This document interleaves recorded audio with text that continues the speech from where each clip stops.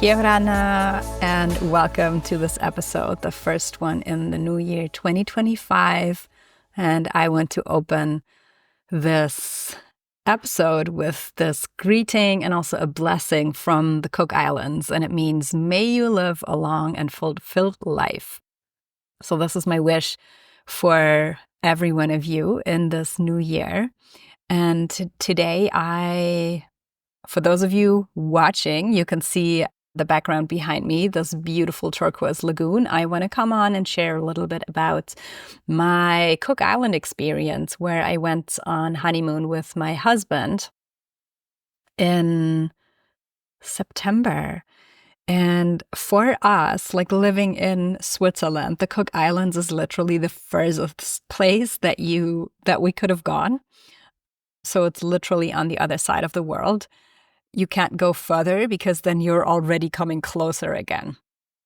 And the interesting thing was for me that I realized that when we take the meridians, the longitude and the latitude, and this was, of course, it wasn't planned, but this is what I found out later on by looking at the map, that the Cook Islands, and especially the two islands that we visited, were on the Nilotic, or close to the Nilotic meridian. So for some of you who might be familiar with it, the Nilotic meridian is one of the very strongest. It's also called the cradle or the birthplace of civilization on Earth. It runs basically through, as it says, through Africa, Egypt, connecting this life-giving waterway of the Nile.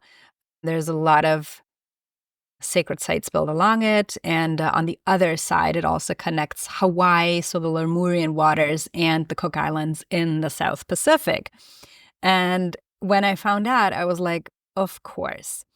And also the latitude, it was funny because before we went to the Cook Islands, we had a mini kind of like pre-honeymoon on a Greek island of Rhodes.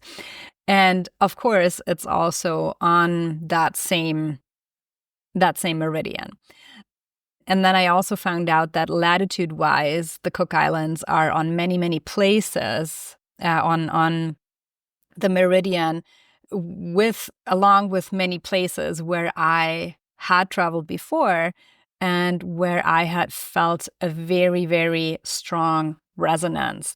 And the reason why I am bringing this up is that it's not only that every land holds a certain frequency that matches with the vibrational memory of your cells, and you might then, remember, or it might just evoke a feeling of being home or just a particular ease in a certain environment. And it is also the frequency of this meridian that connects different places and that might evoke this very same feeling within you. So if, you're curious, just look at the map and see the places that you either have traveled or that you feel drawn to. And I'm sure that you might find a pattern. So the Cook Islands. The Cook Islands is 15 islands in the South Pacific. What I find very unique in their shape, geography, also in the way that they're made. Some of them are coral islands, some are volcanic rock belonging to a huge, huge crater. And there is many, many creation myths about the Cook Islands, but when I dug a little deeper, what I found very interesting was one with a coconut, because one thing that is definitely striking when you visit the islands, they have coconuts for lifetimes. Like I've never seen more coconut trees in my life on a small patch of land than there. And one of the indigenous people and elders that I was lucky to meet, he also told me that the coconut tree, for them, it is the tree of life. So that was interesting. And the creation myths goes that the universe was conceived of as a being like the hollow of a vast coconut shell. The interior of this imaginary shell that was called Avaiki, and I'm not sure if I'm pronouncing that correctly. That was the underworld, or the outer side of the shell, as the upper world of the mortals. And at various depths, there are floors of different levels or lands which are all communicating with each other. And at the very bottom of this coconut is a thick stem, tapering to a point which represents the beginning of all things, so leading into source. And this point is the dwelling of, spirit, of source, that divine spark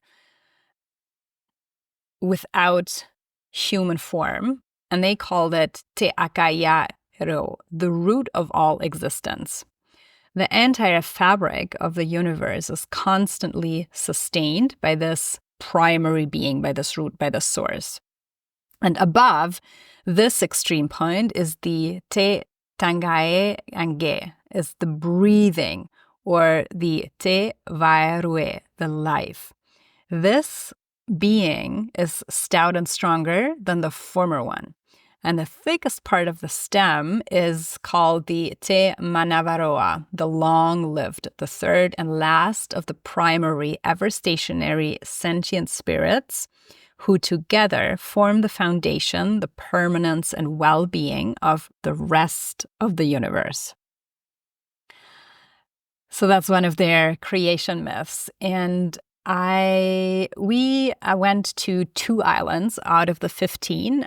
One called Atu, a smaller one, which they call this part of the outer islands, so a little bit further away from their center. And then also to Aitutaki, which this is the picture behind me, this beautiful lagoon. It's kind of like a triangular shape in a way. And some of them are literally like so remote, and tourism has only opened up in the last, I don't know, I would say maybe like 30 years, something like that. So you really feel that when you go visit now, you get a sense of the, and I want to say original, like in brackets or in quotes, because what is original, right? But it's, you find the pristine landscape, and you also find the people, especially on the smaller islands like Atu, that's how I experienced it, who are, just very much still in their bubble in a way. And we come to that later, where there is definitely benefits to that, but there might also be some backfalls. And it was, for me, the very first time to tap into this Maori culture, honestly. Like, coming from European descendant, I have not much to do with it, but I definitely always felt a draw. And there is, although I have to say, and people, the Achuans especially, they speak about that super openly, about the warrior culture and the violence of the culture, and also in their stories, there's always fighting. Like, people would always fight, and as you might know, also cannibalism was like, and human cannibalism was practiced, and they speak about that super openly. So they were warrior people, and they were sea people. And the interesting thing is also, if you compare it and if you combine it with creation myths from other cultures, gods or goddesses, or also the ancient ones, they always came over the sea. So whether, this is pre-Atlantean, or maybe there was another deluge before that, I don't know. But that is definitely a similarity. And with like literally the Cook Islands being this kind of like pearls that are distributed in the vastness of the South Pacific, of these Lemurian waters, with no big landmass in the nearings.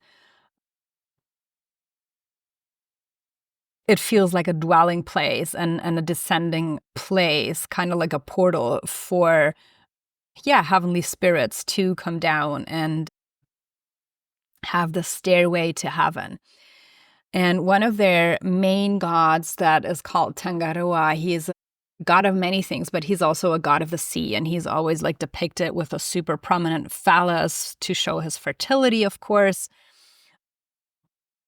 And one of the things that really struck me when I spoke to one of the elders there, and then he said, well, what do you think? If you wanted to live, you would go out on the sea. And you look at their canoes and you look at, especially in Atu, because not all the islands have a beautiful lagoon like that, where the water is shallow. And then, I mean, even imagine like you go out from there and it's just this vast depth, and there is, of course, whales and all kinds of, like other like huge and big fish and animals. So imagine the depth of these waters and the codes that these waters carry. But also from a human perspective, especially from a European perspective, let's say, or maybe Western perspective that has lived on land predominantly all the time and not on an island. And somebody tells you, like, if you want to live, you go out on the sea. And you're like, wait a minute, like, do you want me to die? But for them, it was normal. So if maybe a land wasn't providing anymore, or if there was another warrior tribe that threatened them, or there was a battle going on, they needed to leave. And what they did was they went in their canoes and were literally living by the stars, the way how they maneuvered. And when then on the way back, actually, we flew back over New Zealand with Air New Zealand, and I found a documentary by a professor called Rangi Matamua, and it was called Living by the Stars. And I watched it. It was so fascinating. And he spoke a lot about the constellation of Matariki, which is, some say it is the Pleiades, others say it is not the Pleiades, but it's very connected. And so if you want to go deeper into that, I definitely encourage you to look that up. Each of the stars within the constellation of Matariki, and it's a celestial boat, it's a celestial barge, actually, that also, of course, with the turnings of the planets, makes these different, I want to say shapes, but like it has these different stands in connection to Earth. And that is why also Matariki is a celebration. They celebrate it as the new year when Matariki is in a certain place, in a certain standing angle with Earth, which has to do with, I believe, the heliacal rise and fall. I might have that wrong, but I think it's the heliacal rise and fall of that star constellation. And each of the stars is a deity, is a god, is a goddess, a creator god. And it tells these different stories, how they relate and what happens. So it was super beautiful. And overall, the connection to the stars on the islands, in the islands, was, you could really feel it. And although it's, of course, also there is a lot of westernized overlay that is not always perceived in a very positive way, some things for the Cook Islanders are just given. So, for example, the living with the moon, and still there is a lot of fishermen there today. People go out and fish, and so for them, it's completely normal when, the moon is full, for example, that there's no wind, so they can go out this direction. And all of these things where for us nowadays in our lives, like, you're being looked at, what are you talking about? Sometimes for them, it's like, well, of course, of course, this is the way nature works, and we are part of nature. So let me just have a look here, because I took some notes, so I don't want to forget anything. Yeah, we went to two islands. So the first island, the small one, Atiu, that is the real or the original name of Atiu is Manu, which is called Island of the Birds, Land of the Birds. So again, we have the bird creatures. We have the similarity or the connotation with the Anunnaki, with the bird gods, with the gods, like the originated gods being birds and coming to Earth and selecting this place at you and the other islands to land. So again, it's like this symbolism and the depiction about this stairway to heaven, like coming down and landing here. And also the overlay of they have 7 stars in their flags, which also, again, connects into the Pleiades, to Matariki, possibly. And yeah, and Atu it's a rough island in a way. It's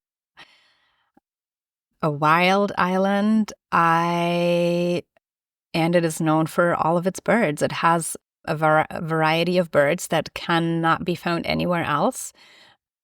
And birds being the messengers from the gods, it's just also another beautiful reminder for us to just sit and listen and valuing the sacredness of nature.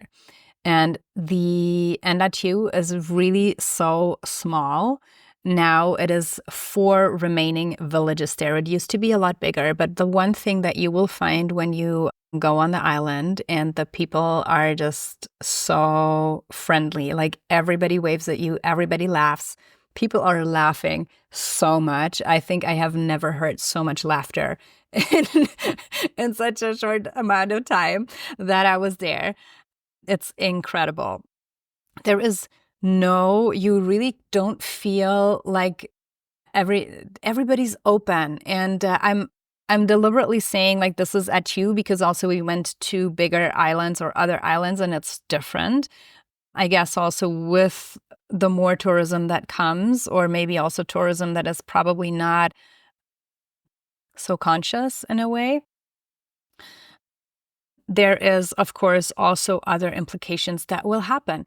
But they live on land. There is no fences. There is no separation between their plots, between their grounds. And it feels like everybody can just be everywhere. And all the animals that live on the island, or islands, I have to say, whether this is chicken or pigs, they belong to everybody. And everybody tells you, like, hey, if you're hungry, like, go hunt, or go have the chicken. And same with the plants, the abundance and the fertility of the land that provides for the food, for the fruits and vegetables. It's just so big, and really this lushness. And I guess also the climate, in a way, you just feel like you are being held in this piece of paradise where you literally like go on a bike and you grab the mango from the tree. And then there is the other side, and I'm bringing this up especially with Atu because the island is so small and because the population used to be bigger, but now not so much anymore. They have 6 or even more, I don't remember fully, churches of all different beliefs. And again, there's no offense to any religion or whatsoever. However, what I found sad in a way, also talking to some of the Achuans, of course, that there was this time of the missionaries, and they came and they basically took this nature-based religion that they had away. So what I was sensing was this underlying kind of like derootedness. So it was almost like they're trying to rip out the root of the people in this feeling connected to the land, being connected to the land. Like imagine living on such a small island. You have to go with the rhythms of nature. There is no other way. And the missionaries, of course, they wanted to implement the Christian belief, and that not always necessarily in a way that was truly appreciative of God and of spirit in the sense of a free soul. Yeah. There's one story that I want to tell. We went to a cave in Atu. It's called Anatakitaki Cave. And it's a beautiful cave. Like you go through this lush rainforest. There's banyan trees. There's lots of coconut trees and the coconut crabs that you can see. And then you descend down because it's all coral. So it's very sharp and you have to like watch where you go. And then you descend down and the cave closes. You're under, so the sunlight is gone again. You're in the darkness, and then you come out, and there's lots of stalactites and stalagmites. It really feels like you are in this huge, I don't know, mouth of a being that is not from this world. And it's also a nesting cave for one of the birds that can only be found there, the kopeka bird. But anyway, so the story of the cave goes that it tells about a young couple, a young Maori couple, Ana and Raki, and they are deeply, deeply in love with each other. But there's one time where jealousy makes its way into Ana's heart. And she runs away into the dark night because she believes that Raki is no longer in love with her. And so he searches the island for her, but unsuccessfully. And in his heart, he knows that she is still alive. And it is not that decades later, as a gray-haired man, that a little bird, that kopeka bird, comes to him and leads him to an opening in that cave where he is reunited with his loved one again. And the only thing that she had survived on was the fruits, the coconuts, some crabs, or anything that nature provided to her.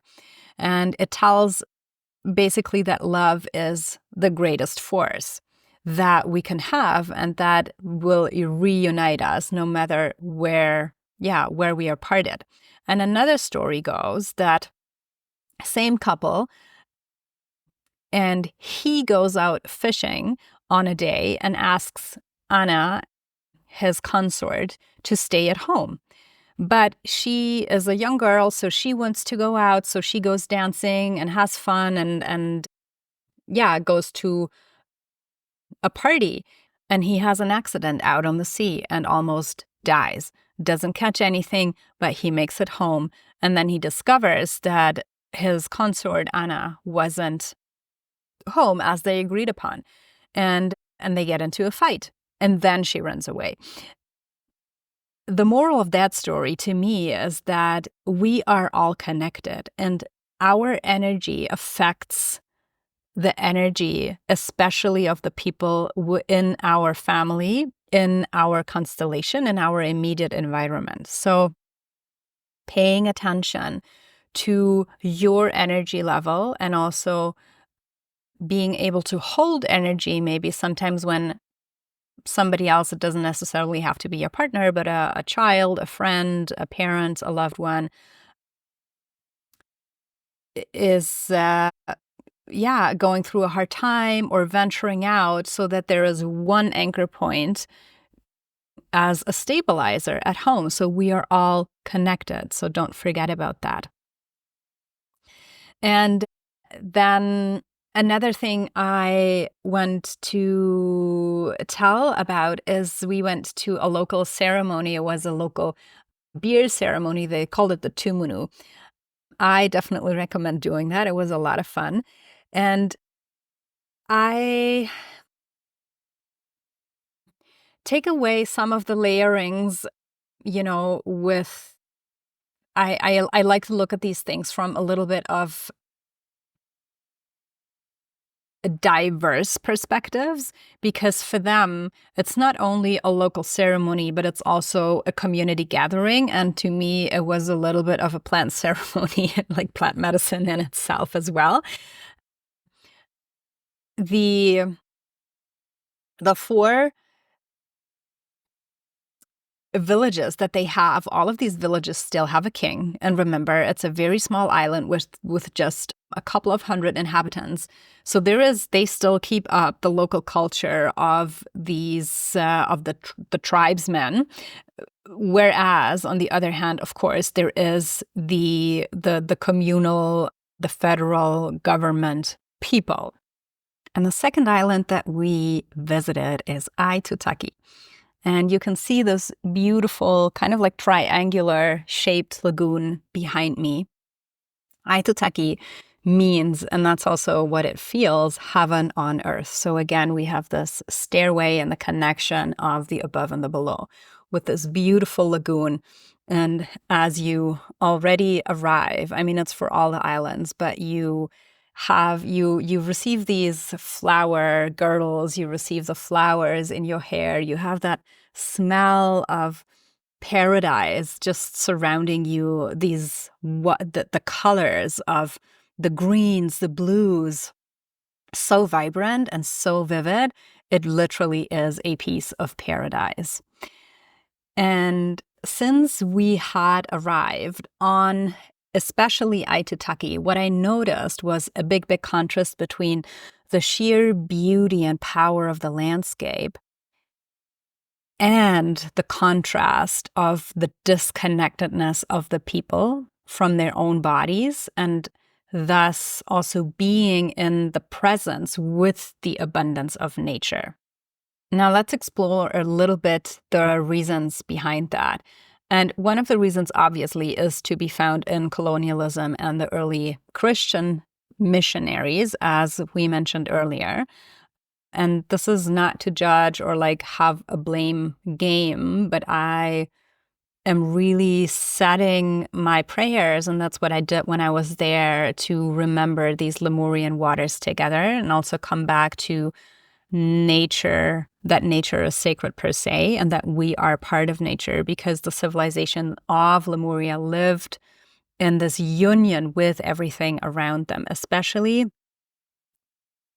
the abundance of the nature, the abundance of the land, and how can I bring this into a conscious cultivation within and without. So the food industry has a big stake.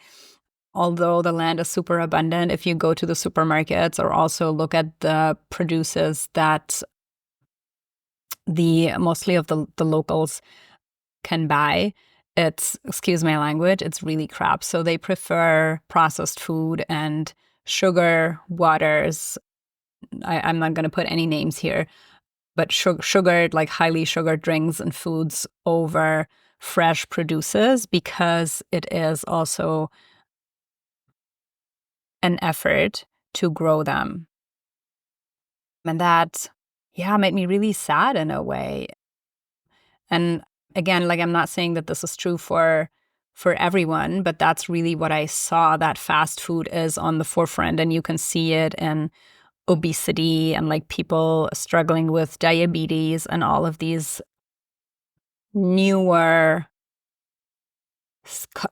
medical or clinical states in a way. And this, I know that this is not true only for the Cook Islands, but it made me realize that especially for me, living in Switzerland, living in Europe,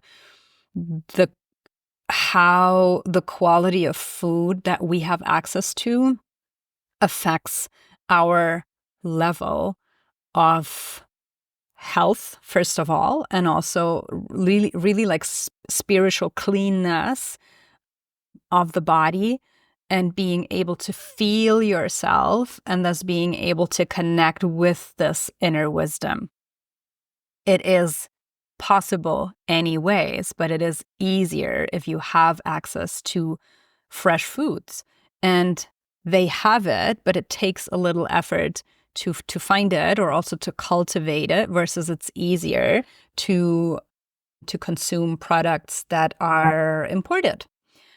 So coming back to all of this, like what do I want to say with it? That when we realize that we are how we are feeding our body, how we are thriving or living in this environment, what are we consuming? It's seeing ourselves as these spiritual beings and seeing nature as spirit, and how this is all connected. So coming from this Lemurian template that is definitely there is natural temples all around, whether this is formed by trees or stones or the caves. It's about opening your senses and feeling the energies of a place, and that inherent sacredness to every living organism, and that you are part of that too. And it's through that connection that you feel you are part of that web of life, and you are part of Source. You are a particle of Source yourself. And that is a remembrance of your own true nature and your purpose in life. And I loved walking or driving through a huge banyan tree that is definitely a landmark, but I am sure that it's more than a landmark there. It is a sacred site. It is a sacred tree. And also knowing about the symbolism and also the actual metabolism, in a way, of banyan trees, it was just such a joy. It is so huge. I can't even tell you how old it is. I think nobody knows, but it's definitely a few hundred years old. I do want to say it's probably more than 1,000 years old. It's so big that they built the road literally in between. And you drive through, like you bike through, and you can stretch out your hands, and there's these roots that are reaching, and it literally feels like you are in that Avatar movie, and you are consumed by the tree, and it's taken you into another world. So truly a portal. And what I realized also, that to the one side, there is stone markings that are leading up almost like an alleyway into the tree, into this tree portal. And for sure, they were placed there deliberately, like in ancient times. It's part of, and these stones, you will find them all over the islands as well. It is stone circles. Not all of them are shaped in like a circular shape, but it is stone circles. And again, here we are.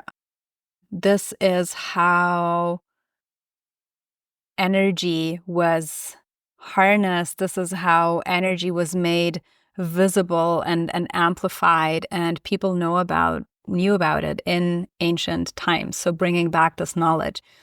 I spent one day, I was lucky to have actually a private tour with a very talented and competent archaeologist.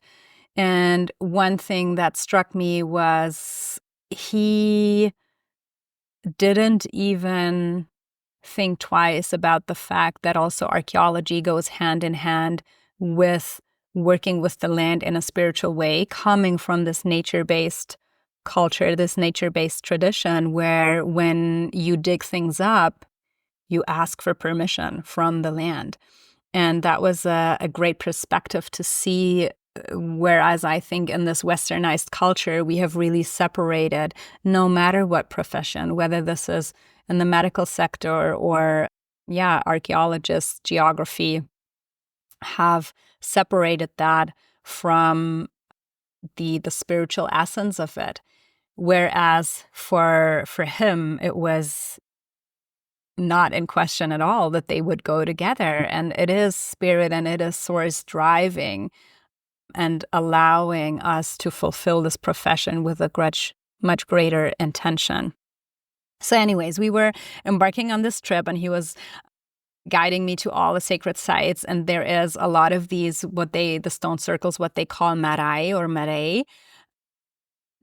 They're landmarks. They were used for navigation from the sea and also navigation on the islands, but they were also used or erected as sacred places of family lineage.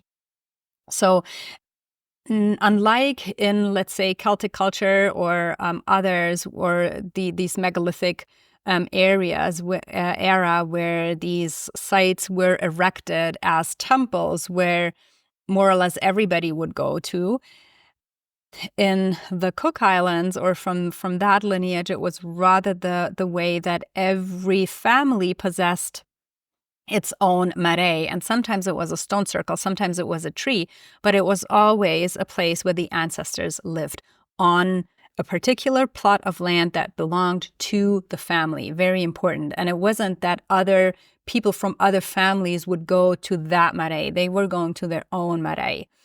So we were discovering some of them. It's actually not so easy because mostly they're not really well preserved. So you will have to know somebody who knows and who guides you to the place.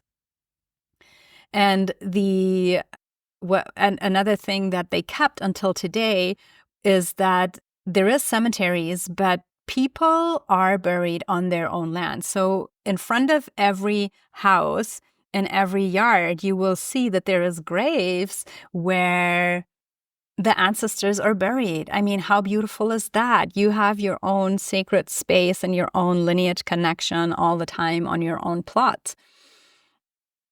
Something that, was very different from the way that I know it here.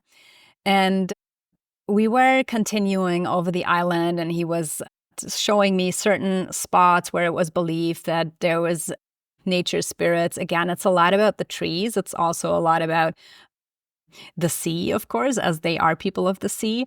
And coming back to what I said earlier about the coconut tree being the tree of life, as we were driving by, he goes like, "Are you thirsty?" And I'm like, "Sure, I can have a drink." And we are in the middle of the bush, and he's like, "Okay, because I spotted a bottle of water." And I'm like, "What?"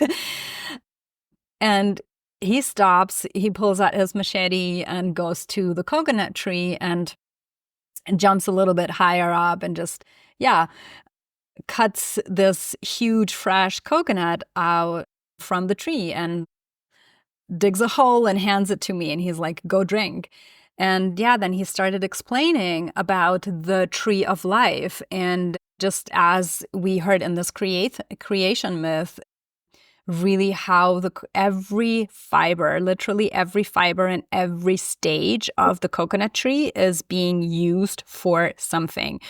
It's all natural materials that, again, shows us everything in nature has a purpose, and all that we need is given to us by nature, basically. Another super cool thing, as we were driving by, he stops again and there's this tree and he goes like, "Do you know that tree?" I'm like, "Hell no." I don't know. We don't have these trees in Europe.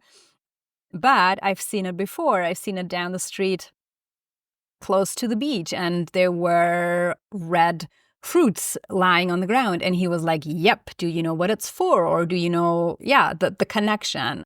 And I'm like, "Nope, I have no idea." I'll tell you what, it's a lantern tree. And so the tree, or the fruits of the tree, signify something. And that is, so imagine you are a fisherman and you are waiting for flying fish to go fishing.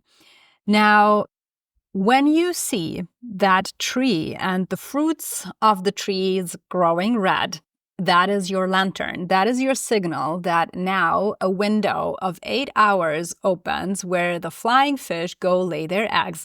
And because this is a super exhausting process for them, it is easier for you as a fisherman to catch them. So the lantern tree goes like, "Hey, fisherman, in the next 8 hours, go fishing. Here's your catch. And yeah, that's what it signifies. And to me, I was really blown away, and I was like, wow, how could our human minds ever try to grasp and understand things where we don't even make out a connection, while when just sitting and being with the land and feeling the energy, you can literally feel the energetic threads where they lead you to, and how it is all connected, and how everything in nature, and remember, we are part of nature, is crafted with a divine blueprint, with a divine orchestrated design that in the bigger picture